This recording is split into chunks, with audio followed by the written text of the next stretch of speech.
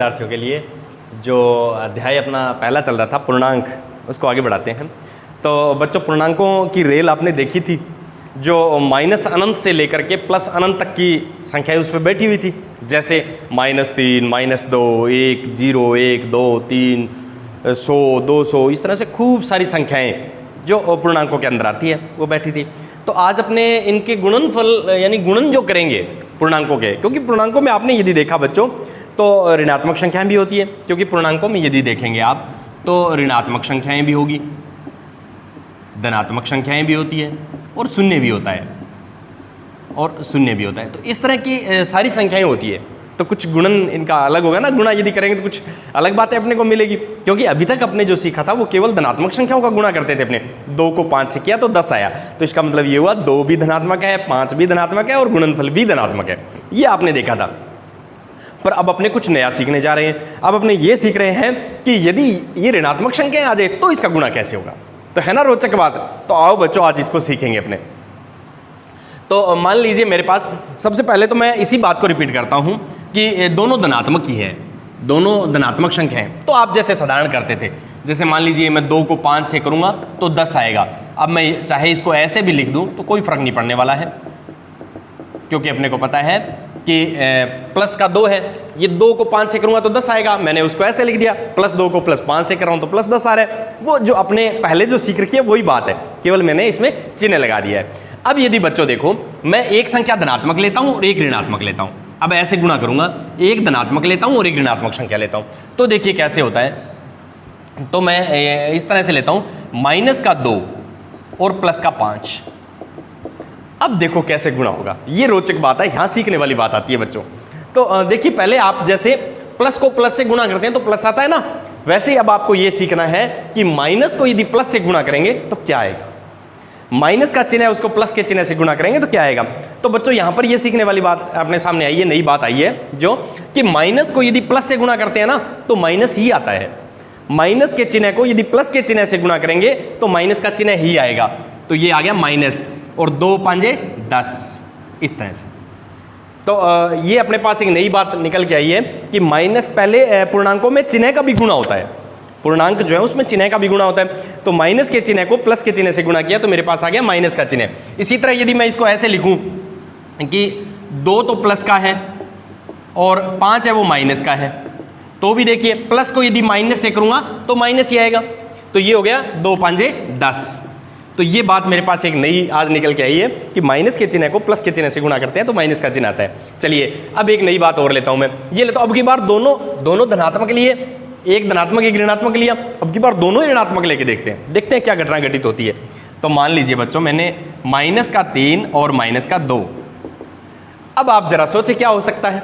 पहले चिन्ह का गुणा यदि देखें अपने, माइनस के चिन्ह को माइनस के चिन्ह से गुणा करेंगे तो क्या आना चाहिए, सोचो जरा, आपके दिमाग में क्या आ रहा है, क्या हो सकता है, चिन्ह कौन सा आएगा, प्लस का आएगा या माइनस का आएगा। तो कुछ ना कुछ तो दिमाग में आया हो गया आपके, या तो प्लस का चिन्ह आया होगा या माइनस का आया। तो चलिए बच्चों अपने चर्चा करते हैं इस पे। माइनस को यदि माइनस से गुणा करेंगे तो प्लस ही आएगा, है ना रोचक। माइनस को माइनस से गुणा करेंगे तो प्लस ही आएगा, तो 3 दूनी 6।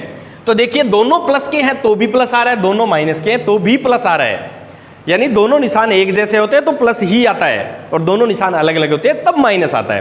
तो चलिए ये मेरे पास एक नया कंसेप्ट यहाँ से बन गया कि प्लस का गुणा यदि प्लस से करूं तो प्लस आता है, और प्लस का गुणा यदि मैं माइनस से करूं तो माइनस आता है, या माइनस का गुणा यदि प्लस से करूं तो भी माइनस आता है। माइनस कब आता है, जब दोनों निशान अलग अलग हैं। जब दोनों निशान अलग अलग हैं बच्चों तब तो आएगा माइनस, और दोनों निशान जैसे एक जैसे आ गए तो प्लस, और यहां भी देखो दोनों निशान एक जैसे तो प्लस।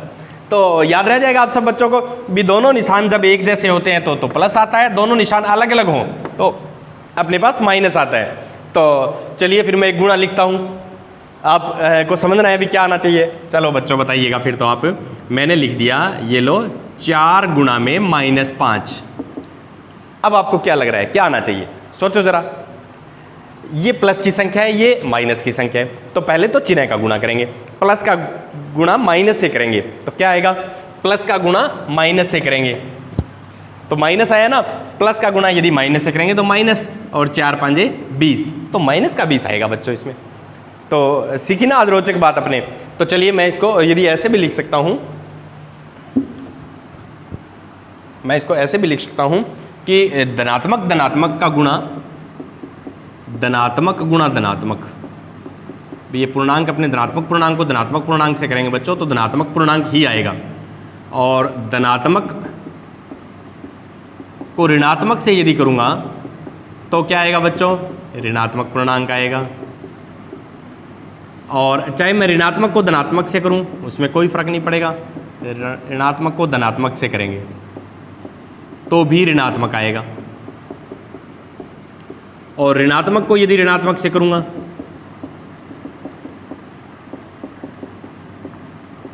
तो मेरे पास धनात्मक आएगा। तो ये तो दोनों बिल्कुल एक जैसी बात है, धनात्मक को ऋणात्मक से करूं या ऋणात्मक को धनात्मक से करूं तो ऋणात्मक आएगा ही आएगा।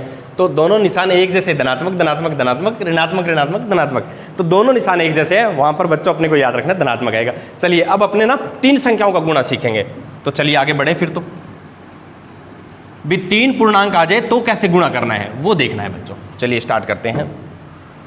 3 ऋणात्मक पूर्णांकों का गुणनफल देखें, 3 पूर्णांकों का गुणनफल, इसके अंदर बहुत सी अपने नई नई बातें सीखेंगे। तो मान लीजिए बच्चों मेरे पास इस तरह से है कि मान लीजिए माइनस का 2 है और 3 है और माइनस का 4 है, इस तरह से। तो कैसे करना है, तो इसके अंदर यदि देखेंगे बच्चों तो पहले मैं इन दोनों का गुणा कर लूँ। -2 का गुणा 3 से करूँगा तो माइनस का 6, क्योंकि माइनस प्लस माइनस माइनस का 6 आ गया, उसका गुणा -4 से करूँगा तो फिर मेरे पास क्या आ गया, माइनस माइनस प्लस, 6 चौका 24। तो देखो भी यहाँ पर मैंने पहले इन दोनों का गुणा किया, -2 का गुणा 3 से किया तो मेरे को पता है माइनस प्लस माइनस 3 दूनी 6, 4 को मैंने छोड़ दिया, अब 4 लिख लिया। अब देखो माइनस को माइनस से किया तो मेरे पास आ गया प्लस, तो प्लस मैंने लिखा नहीं तो 6 चौके 24। इस तरह से मैं तीनों ऋणात्मक संख्याएं लेता हूँ तो देखिए कितनी नई बात अपने सामने आएगी। -1 -2 और -3 है बच्चों, इसको देखना है। तो इसको यदि मैं देखूं तो चिन्ह को यदि साधारण तौर पर अपने देखें तो माइनस को माइनस से करेंगे, यहां तक क्या चिन्ह बन गया, माइनस को माइनस से करेंगे तो क्या बन गया, यहां तक प्लस का बन गया ना। माइनस को माइनस से यदि करेंगे तो अपने पास क्या आएगा, प्लस आएगा। तो यहां तक माइनस को माइनस से देखा बच्चों तो मेरे पास आ गया प्लस, तो ये तो है धनात्मक, यहां तक तो धनात्मक। फिर प्लस को यदि माइनस से करूंगा तो क्या आएगा, मेरे पास वापिस माइनस आ जाएगा। तो कहने का मतलब ये हुआ यदि 3 चिन्ह माइनस के हैं तो आंसर में माइनस ही आएगा, 4 है तो फिर प्लस आएगा वापिस, तो 5 है तो फिर माइनस आएगा, क्योंकि जहां पर विषम बार यदि चिन्ह माइनस का आएगा तो उत्तर में माइनस आएगा, सम बार आएगा यानी जोड़े बनेंगे तो वो प्लस के हो जाएंगे। तो चलिए बच्चों ये हो गया। इसको यदि मैं केवल इन दोनों को देखता हूं, पहले ये लो इन दोनों का गुणा करता हूं तो ये हो गया प्लस का 2, क्योंकि माइनस माइनस प्लस, 2 एकम 2 का गुणा करेंगे -3 से तो ये हो गया माइनस का 6, क्योंकि प्लस का गुणा माइनस से माइनस आ गया तो 2 दिए 6। तो इस तरह से भी अपने इसको देख सकते हैं। तो अब यदि आप बता सकते हैं बच्चों -1 -1 इसमें चिन्ह कौन सा आएगा, तो अपने सीधा ये देख लें कि माइनस का चिन्ह 3 बार आया है तो माइनस आएगा। अब इनका गुणा कर लें, 1 एकम 1 एकम 1 है ना। चलिए बच्चों अब की बार बता सकते हैं क्या आप, अब की बार सोच के देखिए कि चिन्ह कौन सा आएगा। तो अब की बार यदि देखूं बच्चों तो इसमें 4 बार आया है माइनस का चिन्ह, माइनस का चिन्ह यदि 4 बार आता है तो उत्तर में अपने धनात्मक आएगा यानी प्लस आएगा। कैसे, क्योंकि माइनस को माइनस से करेंगे प्लस, फिर ये यहां तक प्लस बन गया, प्लस को माइनस से करूंगा फिर ये माइनस बन गया, माइनस को माइनस से करूंगा फिर प्लस बन गया। तो जब माइनस का चिन्ह 4 बार आ गया तो अपने ये कहेंगे कि उत्तर है वो धनात्मक ही आएगा यानी प्लस आएगा उत्तर में। आ रही है ना बात समझ में। यदि ये 3 बार आता तो माइनस जैसे ऊपर था तो इसमें प्लस का 1 आएगा आंसर, क्योंकि 1 को कितनी भी बार गुणा करूंगा तो 1 ही आता है, तो ये प्लस का 1 आएगा। तो इस तरह से अपने आगे बढ़ते हैं। चलिए अगला सवाल लेते हैं।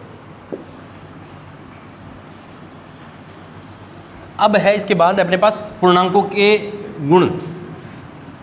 पूर्णांकों के गुण के बारे में यदि अपने चर्चा करें तो देखिए बच्चों सबसे पहले मैं लेता हूं समृद्ध गुणधर्म। पूर्णांकों के गुणन के कुछ गुण है वो अपने को देखने हैं। गुणन के गुण, तो पूर्णांकों के यदि गुणन के गुण की यदि मैं बात करूं बच्चों तो मेरे पास है सबसे पहले समृद्ध गुणधर्म। समृद्ध गुण, समृद्ध गुणधर्म क्या होता है कि अपने ये देखते हैं कि कोई दो पूर्णांक लेते हैं और उनका गुणा करें, तो गुणनफल यदि पूर्णांक आए तो वो समृद्ध गुणधर्म होता है, अन्यथा नहीं होता है। तो चलिए आज इसको भी चेक करके देखें। तो 2 का गुणा -3 से करता हूं बच्चों, ये भी पूर्णांक है, ये भी पूर्णांक है, क्योंकि ये धनात्मक पूर्णांक है, ये ऋणात्मक पूर्णांक है। 2 का गुणा यदि -3 से करूंगा बच्चों, तो मेरे पास क्या आ जाएगा, -6, क्योंकि प्लस का गुणा माइनस से किया तो माइनस, और 2 गुणा 3 यानी 6, तो ये भी पूर्णांक है। तो इसका मतलब अपने कह सकते हैं कि पूर्णांक है वो समृद्ध होते हैं गुणन के लिए, ठीक है, क्योंकि दो पूर्णांकों का यदि गुणा करें और जो गुणनफल भी पूर्णांक आ जाए, भी ये दोनों पूर्णांक है, इसी परिवार का ही ये सदस्य आ गया, नया जो सदस्य है इनका गुणनफल जो है वो इसी परिवार का सदस्य आ गया, तो अपने कह सकते हैं कि पूर्णांक है वो गुणा के लिए समृद्ध गुणधर्म का पालन करते हैं या समृद्ध होते हैं। चलिए नेक्स्ट गुणधर्म लेता हूं, क्रम विनिमयता।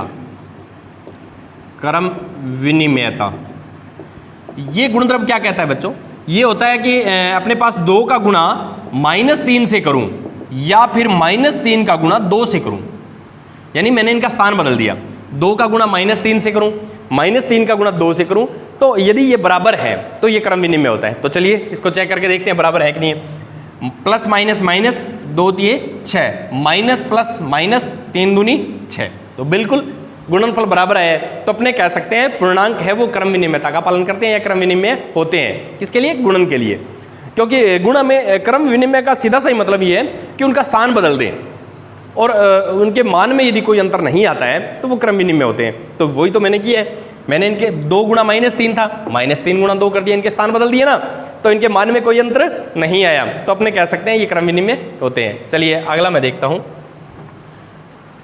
तीसरा लेते हैं, शून्य से गुणन। तो बच्चों आपको पता है क्या, अपने जो पूर्णांकों वाली जो रेल थी उसमें शून्य भी शामिल था ना। अब देखते हैं शून्य क्या करता है। शून्य को मैं किसी भी संख्या से यदि गुणा करता हूं, मान लीजिए मैंने प्लस का 3 ले लिया, इसको शून्य से गुणा करेंगे तो आप बता सकते हैं क्या रिजल्ट आएगा, गुणनफल क्या आएगा। 3 को यदि शून्य से गुणा करेंगे तो साधारण सी बात है, शून्य को किसी भी संख्या से गुणा करें तो शून्य आता है। इसी तरह यदि माइनस का 2 लेता हूँ, ऋणात्मक संख्या लेता हूँ, तो देखते हैं क्या होता है। माइनस का यदि 2 है उसको मैं शून्य से यदि गुणा करूँ तो भी मेरे पास शून्य आएगा। तो इसका मतलब तो ये हो गया कि शून्य को किसी भी संख्या से यदि गुणा कर रहे हैं, किसी भी पूर्णांक से यदि गुणा कर रहे हैं तो वो शून्य ही आ रहा है ना। तो जैसे मैंने 3 को शून्य से गुणा किया तो भी शून्य आ गया। तो इन पूर्णांकों में शून्य एक ऐसी संख्या है जिसको किसी भी से अपने गुणा करें, कितनी भी बड़ी संख्या हो, 1 लाख से भी शून्य को गुणा करोगे तो भी शून्य आएगा। तो ये शून्य की खास बात है। तो चलिए आगे बढ़ते हैं। अगला है मेरे पास गुणात्मक तत्समक। ये क्या होता है ये भी देखिए बच्चों, गुणात्मक तत्समक। गुणात्मक तत्समक का मतलब ऐसा है कि पूर्णांकों के अंदर एक पूर्णांक ऐसा है जो आपको ढूंढना है जिसको मैं किसी भी संख्या से गुणा करूं। जैसे मैं 2 को उससे गुणा करूंगा तो 2 ही आएगा, 3 को मैं उससे गुणा करूंगा तो 3 आएगा, 100 को यदि उस संख्या से पूर्णांक से मैं गुणा करूंगा तो 100 आएगा, लाख को यदि उस पूर्णांक से गुणा करूंगा तो लाख आएगा। तो आप बता सकते हैं वो कौन सा पूर्णांक है। भी ऐसा कौन सा पूर्णांक है जिसको 1 लाख से गुणा कर रहा हूँ 1 लाख ही आ रहा है, 100 से गुणा कर रहा हूँ 100 ही आ रहा है, तो ये कौन सा पूर्णांक हो सकता है। तो बच्चों वो पूर्णांक है 1, प्लस का जो 1 होता है वो। तो देखिए 3 को यदि मैं 1 से गुणा कर रहा हूँ तो 3 आ रहा है, 4 को 1 से गुणा कर रहा हूँ तो 4 आ रहा है, 100 को यदि 1 से गुणा कर रहा हूँ तो 100 ही आ रहे हैं। तो इसका मतलब ये कहने का मतलब मेरा ये हुआ कि एक ऐसी संख्या है उसको किसी से भी गुणा करें अपने, तो जो अपने मूल संख्या है वही वापिस आ जाती है। इसलिए 1 को अपने गुणात्मक तत्समक कहते हैं। गुणात्मक तत्समक 1 होता है। ये क्यों होता है,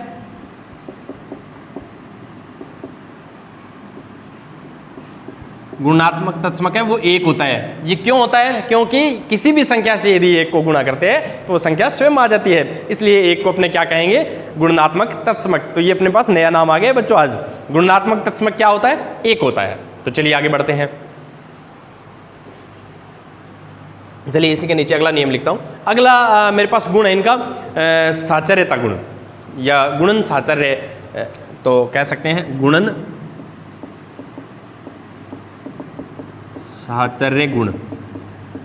ये 3 संख्याओं पर लागू होता है बच्चों। जैसे क्रम विनिमयता होती है इसी तरह ये 3 संख्याओं पर लागू होता है। कैसे, मान लीजिए मेरे पास इस तरह से -2 का गुणा 3 से किया, उसका गुणा -4 से किया, और या मैं यूं लिखूं, देखिए -2 का गुणा 3 से है और -4 से, इस तरह से। इसमें बच्चों ये है कि चाहे तो मैं इन दोनों का पहले गुणा कर लूं, फिर इसके साथ गुणा करूँ, तो करके देखते हैं। दूसरी और तीसरी संख्या को पहले गुणा करना है अब की बार, ठीक है। तो -2 का गुणा प्लस का 3 और माइनस का 4, तो -3 चौके 12, माइनस माइनस बच्चों प्लस 2 का गुणा 12 से करेंगे तो 24, प्लस का 24 है। अब की बार मैं एक नया तरीका लगाता हूं बच्चों, क्या लगाऊंगा देखिएगा। मैं अब की बार ये कर रहा हूं, दूसरी और तीसरी संख्या को पहले गुणा किया था ना, अब की बार पहले और दूसरी संख्या को पहले गुणा करेंगे। ये देखिए, तो -2 का गुणा यदि 3 से करूंगा तो माइनस का गुणा प्लस से करेंगे तो -2 × 6, ये हो गया माइनस का 4। तो माइनस का गुणा माइनस से करेंगे तो प्लस, और 6 चौके 24। ये देखो यहाँ भी 24 और यहाँ भी 24। तो इसका मतलब ये हुआ कि कोई भी 3 संख्या यदि गुणा में होती है, किसी भी 2 संख्या को पहले गुणा करके और बची हुई संख्या को बाद में गुणा कर लेंगे तो मान में कोई अंतर नहीं आएगा। इसे अपने कहते हैं गुणन साहचर्य गुणन, गुणन साहचर्य गुण, ठीक है। चलिए अगला गुण लेते हैं अपने। तो इसको यदि अपने दर्शाना हो तो बच्चों ऐसे दर्शा सकते हैं, जैसे मान लीजिए मेरे पास 3 संख्याएं हैं, तो इसमें चाहे मैं इन दोनों का गुणा करके बी और सी का गुणा करके ए से करूं या ए और बी का करके सी से करूं, यानी कोई भी 3 संख्या उसमें कोई 2 संख्याओं का पहले गुणा कर लीजिए। आपको ये बिल्कुल भी इसमें हिचकिचाहट नहीं रहनी चाहिए कि गुणा के अंदर कोई भी 3 संख्या है तो कोई 2 संख्याओं को पहले गुणा कर लो और बची हुई संख्या को बाद में गुणा कर दोगे, मान में कोई अंतर नहीं आएगा। चलिए आगे बढ़ते हैं। तो काफ़ी आज अपने पूर्णांकों के जो गुण हैं, गुणा करने के लिए उसको अपने देख रहे हैं। बहुत ही अच्छे अच्छे गुण दिए गए हैं बच्चों, और आपको समझ में भी आ रहे होंगे। यदि फिर भी आपके कोई डाउट्स रह जाता है तो वीडियो को एक बार पुनः भी अपने देख सकते हैं। चलिए अब है बहुत ही अच्छा गुण है वितरण गुण।